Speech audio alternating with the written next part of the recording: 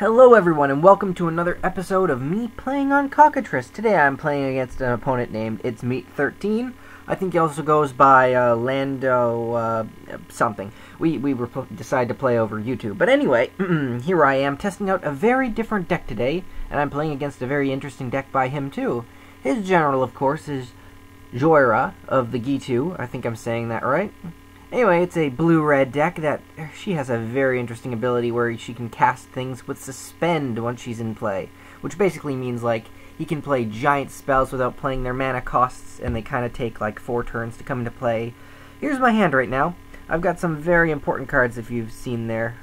I've got the Argothian Enchantress, and that card I just drew doesn't change that whatsoever, because that's actually going to take a long time until I can play that one.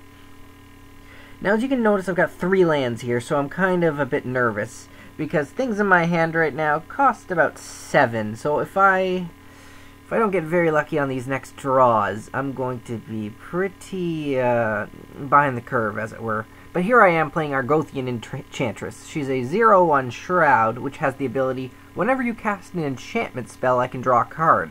This might not seem like a big deal, but today I'm playing my Progenitus deck, and this is not the deck that's all about Progenitus. This is the Enchantment Gimmick deck that I've built. So basically, this makes every spell I play allow me to draw another card. You wouldn't believe the benefit of that right now. You'll see later on. It's basically like, it just works so well to go through the entire deck and draw what I need.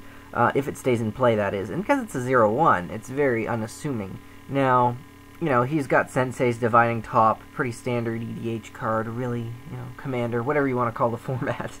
To me, it's kind of like a little bit of solitaire going on. For other cards I can play right now, the only one I've got is Planar Collapse, which is basically like, if there's 4 creatures on play, at the beginning of my upkeep, I sack it and it destroys all creatures. He's already played Jhoira, so that puts the clock on for me. I'm not really sure what other creatures are going to come into play, and Planar Collapse may end up taking out my own Enchantress, but hopefully by the time that happens, I'll have destroyed enough of his things to make that a valid option to happen. Planar Collapse is kind of like the Enchantment deck's Wrath of God in a way. I mean, it's kind of, it sits there, they can answer it if they've got an answer ahead of time, and it kind of makes the field be like, you know, do you want to play the other creatures knowing that they're going to explode, kind of thing. Now this deck here, I'm not entirely sure how many enchantments this is running, but rest assured it must be like 60%. And he has just used Jhoira to play Kozilek, Butcher of Truth, Suspended.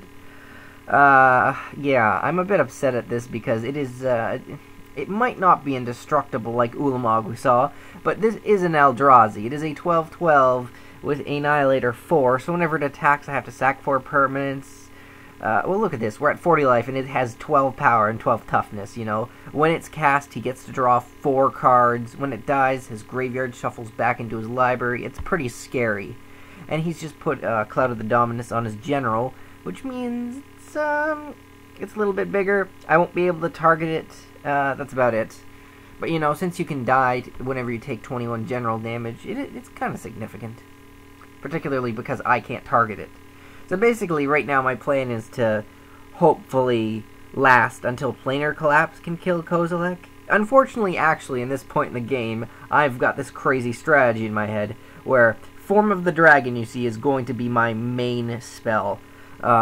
Basically, it's a wonderful kill condition in this deck, because, first of all, it makes creatures without flying not attack me, which has saved me, like, so often. Again, on my upkeep, it deals 5 damage to target creature or player, and my kind of plan there is have Paradox Haze to kind of max that out with possibly like some kind of Furnace of Wrath thing going on. The downside is, at the end of turn, Form of the Dragon will turn my life total into 5 exact. So hopefully by then I've got some kind of thing that gives me hexproof, or some other thing so that they can't just burn me right to the face and I die like that, because that really is depressing. Paradox Haze basically works with the other very strange kill condition of this deck, which is, I've actually built this deck to kind of be like, not only is it almost all enchantments, but the card Enduring Ideal, if you know what that does, I'll put a link in the description.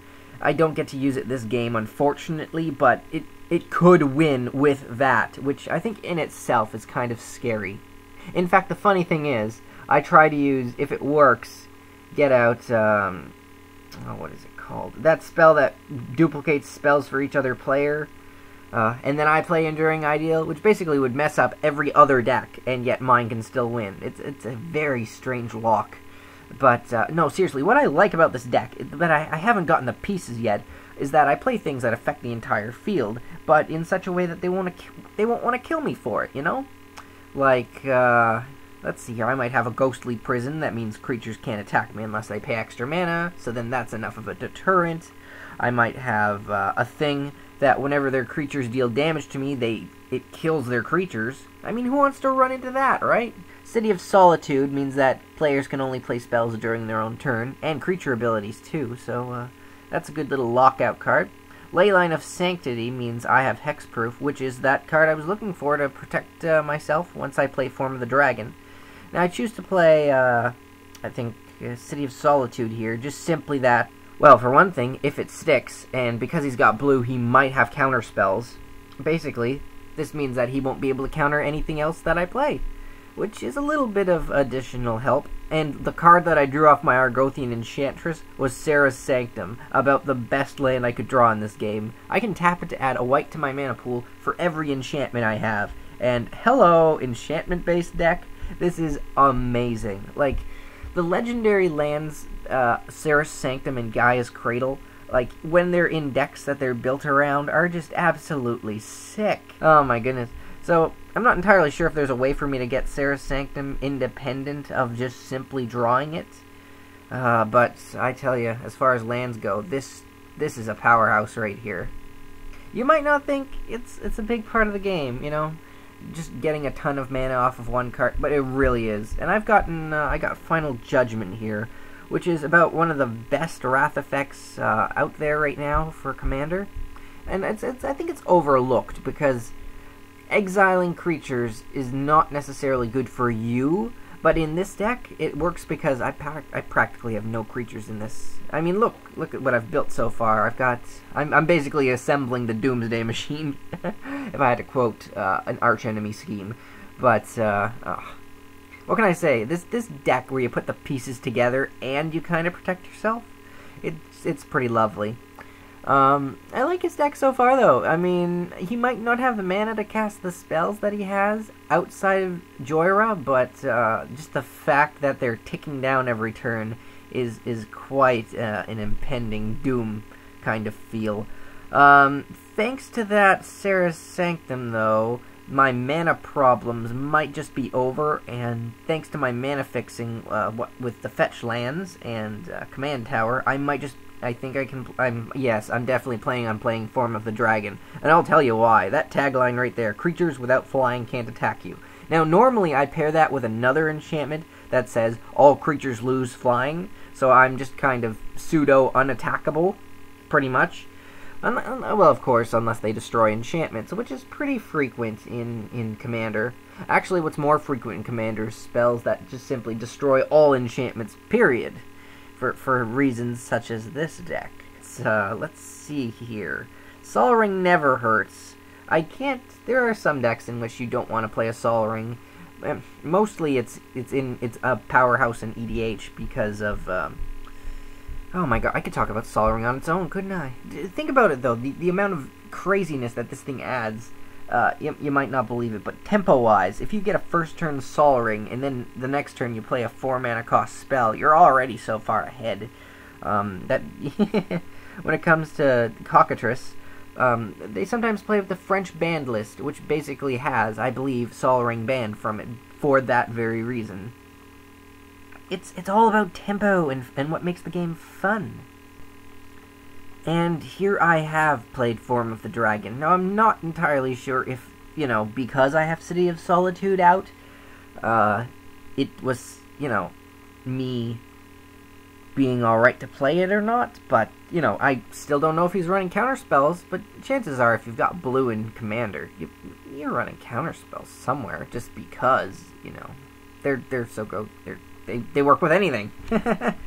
Form of the Dragon has unfortunately set my life total to 5, but, you know, due to Ley Line of Sanctity and the fact that things can't attack me, I'm feeling fairly safe at this point. Which is strange, because honestly, he could just destroy my enchantments. He could definitely do that. It's blue and red, though. Generally, white does that, and possibly green, so I'm kinda safe. And I've already made sure that there's practically no enchantment destruction in my deck, just in case. I don't know, they face a bribery or something. You never know what kind of tricks they have out there, you know?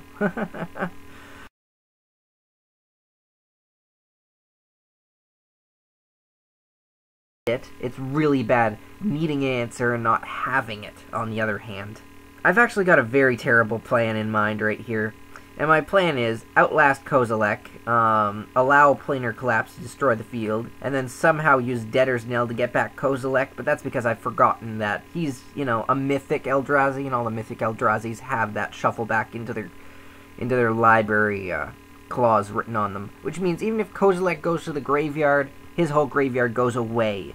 So Debtor's Knell is actually not going to help me to get that back. Which, I mean, is fine. I mean, I really would have liked to have my own 12/12. I'm sure nobody's gonna fight me on that kind of idea. Debtor's Knell will bring back my creature at the very least if Planar Collapse goes off. But, you know, at the moment I'm just kind of secure feeling that Form of the Dragon is keeping me fine. Since I'm at 5, if anything gets through, I'm pretty dead. So it's kind of a very risky plan going with Form. Then again, I don't think there's Moat in the deck because Moat isn't fun. Form of the Dragon has that element of danger in it, you know? Commander's a format in which you really expect other decks to be doing crazy shenanigans. And here, for example, is a really crazy shenanigan that I didn't expect coming. He plays a morph creature for 3, and then flips it up for just a single blue mana. And I'm thinking, what is it? And it's called Timebender, which really works with his deck. I've got to take a little moment to reread it again, because I never expected this to happen. When he's playing Jhoira, I was thinking, you know, I've got a few turns, right? But when it turns face up, he can remove 2 time counters, from any suspended permanent, or even put 2 time counters on something. Which you might think isn't that big a deal, right? But he takes them off of Time Warp to give himself an extra turn, which means instead of me thinking, oh, I've got a few more turns to deal with Kozilek, no, Kozilek's about to come into play. It's not that scary because Planar Collapse is now able to activate. It is scary in that he gets to draw 4 cards, and I, you know, slap myself on the back for playing Form of the Dragon that early, or I would be dead. Annihilator 4 in this situation would mean I'd have to sacrifice most of my lands instead of my cards. And sacking lands right now in a 5-color deck would mean I wouldn't be able to play any of my other spells. So basically, I saved my life by playing that card when I did. Which proves, again, tempo is really important. Even though I've built myself into a good position, if I hadn't have done that at that point, I'd be facing Annihilator 4 every turn. You know, basically. Well, maybe at least for 1 turn, which would be a significant enough setback that I would have probably lost this game. Let's see here. Final Judgment is still in my hand. I don't know if everybody in Commander thinks of this card, because it costs 6, right? Most Wrath effects cost 4, like, you know, simply Wrath of God, or, you know, Day of Judgment, or Damnation. Or there's really a lot of board wiping. Chain Reaction isn't even that bad in red. I did cut it in some of my other red decks, though, just because sometimes it doesn't always work. What I really like about this deck is that, absolutely, it just goes with that other mindset in Commander that I have, which is, when you play this game, you don't really want to get seen as a threat right away. So as a result, your own natural deck building tendencies have to be in such a way that you don't necessarily draw attention to yourself. But you see, the fun part about the game is actually having an impact on it, isn't it? Because otherwise you're kind of just sitting there doing nothing. But we've skipped ahead a bit. As usual, he drew 4. He plays a morph creature, which I use Form the Dragon to kill, and then deal the additional 5 to his head. And then I use Debtor's Knell to get back a Chroma Angel of Fury, which was what he played. I think that was a bad move on him to play such a creature, realizing that I would kill and immediately animate it again. But he's in kind of a bad position, and I could just straight up sit back and let Form the Dragon murder him. Flying Trample with Dragon Pump.